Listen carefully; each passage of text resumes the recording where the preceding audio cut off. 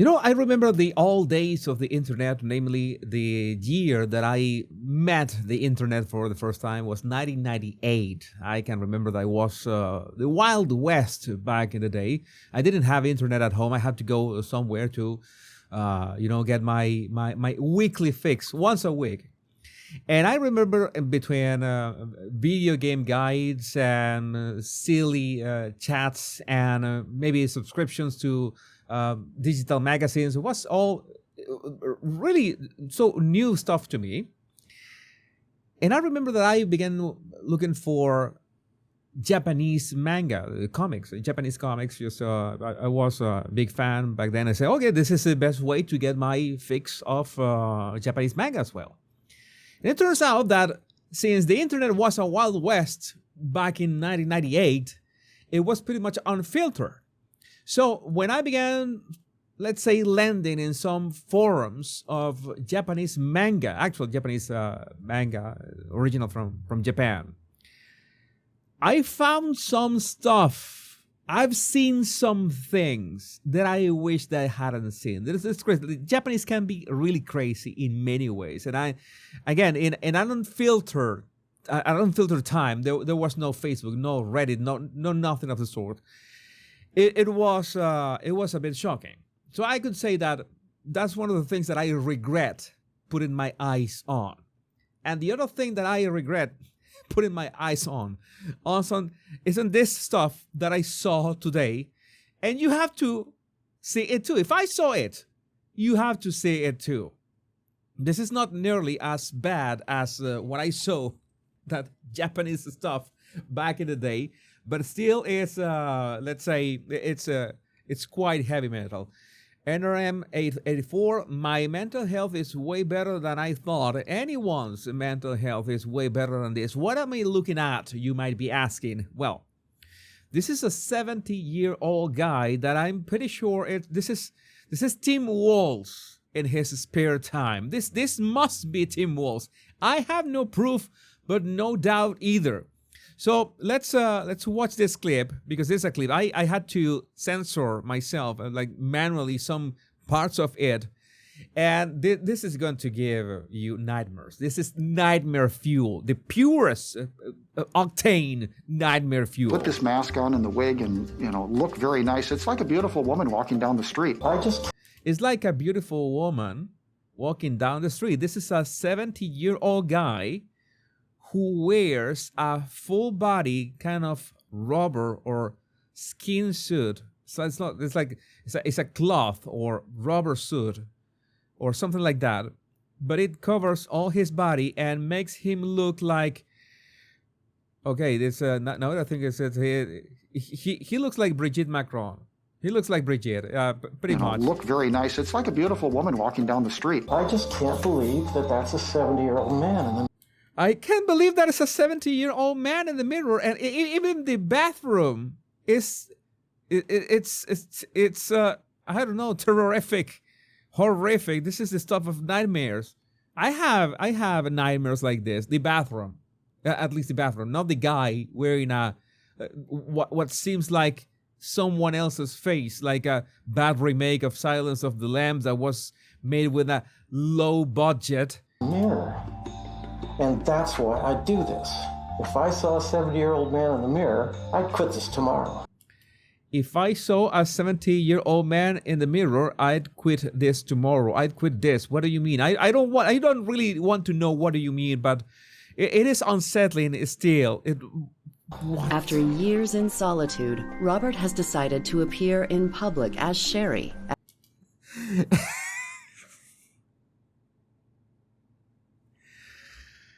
I have to go back a bit. I was watching this, and the first thing that I noticed is what is on his feet? It's like pantyhose. What are those? What is this? Sherry. Sherry, and Sherry looks like he's wearing pantyhose on a pool of, I'm not going to say it. And at a gathering of fellow maskers in Minneapolis. That explains a lot. There's so many crazy people in there. I mean, the level of insanity that you can find in Minneapolis as of late, it's off the charts. I mean, they should. I think there was one guy said it on X yesterday that they should tell all sane people in Minneapolis, all the sane people left in Minneapolis, leave right now. You have 1 week to leave. Pick everything and leave. And you just close Minneapolis and just send all the crazies in the United States to Minneapolis. All right? And you can only get out after some kind of, mental health assessment of what, if you are in a nice mental condition. Again, I'm pretty sure this is Tim Walz. At a gathering of fellow maskers in Minneapolis. We don't have any friends that... We don't have any friends that mask it. Oh, I can imagine why. Or have so few friends that do this. Again, it's an odd pastime, but I have some observations about this. Let's get to the end so we can make some observations. That mask that where I live, so I just came to see what kind of people do mask and wear rubber and. Yeah, and we see the masks here on the table next to the TV, and this looks absolutely normal. God, this guy, somebody should check his hard drive. And the rubber dolls. And what kind of people are they? I don't know yet. What kind of people are they? They're perverts. That's the kind of people they are. All right.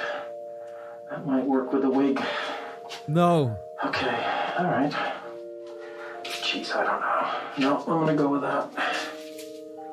What? But then with the gloves... Damn it. When I do it, I want to look really good. Yeah, again, you look like Brigitte Macron. I have no way. This reminds me, that this post from Horror FXD Designs.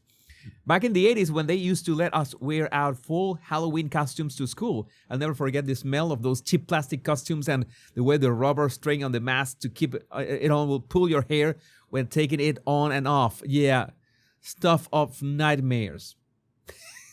What is this?